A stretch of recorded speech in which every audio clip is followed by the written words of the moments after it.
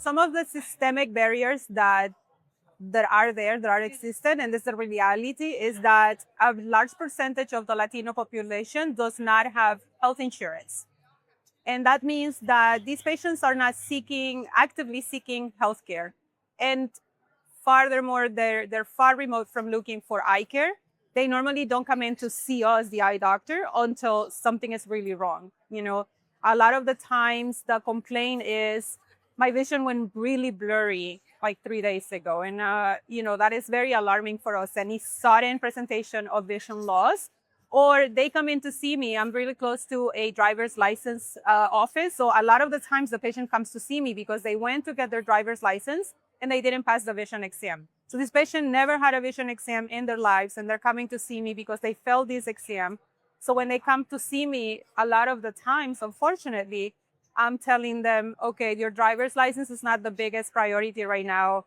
I actually see that you have severe diabetic retinopathy and you need to go see your primary doctor to address diabetes, and we need to send you to a retina specialist. So this is part of the systemic problem because they have no access to care. Another thing is, I'm in Miami and Hialeah, a lot of undocumented immigrants, and these patients don't have transportation. So for them to come to the eye doctor or any healthcare facilities, it's a hassle, it's a burden. Plus right now, with ICE, there's a real topic right now, and the reality is that the Latino population who is here undocumented, they're very afraid to get out of their houses. So they're not even going out for groceries. So this is right now a pressing issue where we can see in those high Latino communities that we have seen a decline on patients coming in for routine care. And we need to be aware of it, because I think that if we understand the challenges that our patients are coming through just to come to see you, it's like they have to get over that initial fear that something may happen to them on the way to the office. So understanding that and being very empathetic and telling the patients, thank you for coming to see me today. And I think that you don't have to learn a whole language, but I would encourage, anyone to learn just a few phrases in Spanish.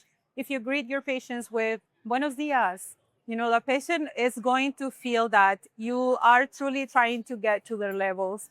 And then after you do that initial, breaking of the ice, you say buenos dias, you can say ¿cómo está? I mean, those are too simple that you can say after this interview, you learn two phrases in Spanish, buenos dias and ¿cómo está? And that is going to let the patient know that you are trying to come to their level, and it's going to make them trust you. But once you've done that, then I can go back to the first question. And it's like, once that trust has been established, that rapport, then you can utilize the technology that is, available, and then do a live translation. So that way, not only you as a doctor can explain to the patient their treatment and their follow-ups required, and more importantly, the consequences of what happens if they don't follow through. But they can also speak Spanish back to you, and ChatGPT will translate it live. So I love the School of Optometry in Puerto Rico because they teach everything in Spanish, is my understanding. Don't quote me on that, I could be wrong.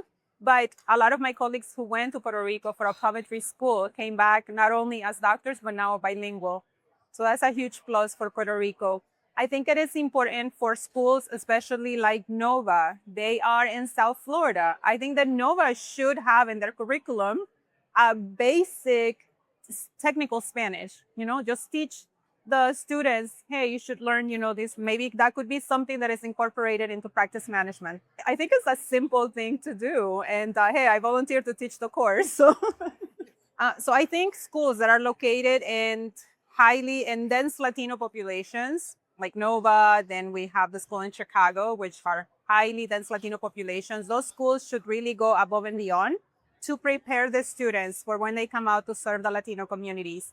And one of the things they could do is they do already have some community outreach programs, but I think that has to be intensified and multiplied. Have more community outreach, have health fairs that invites the community to come in to get education. And also NOVA does a great thing where they do a multidisciplinary program so that other healthcare professionals are also learning together, and that helps all healthcare professionals to learn from each other. So I think that is another good way. But really teach, the students a few cultural facts about the community where they are located. So yeah, I think that's something that schools can do, and also provide the students maybe with a small cheat sheet pocket guide with, short phrases in Spanish. I think that those are things that are very doable, that every school can do that and have those resources for their students to feel a little bit more prepared.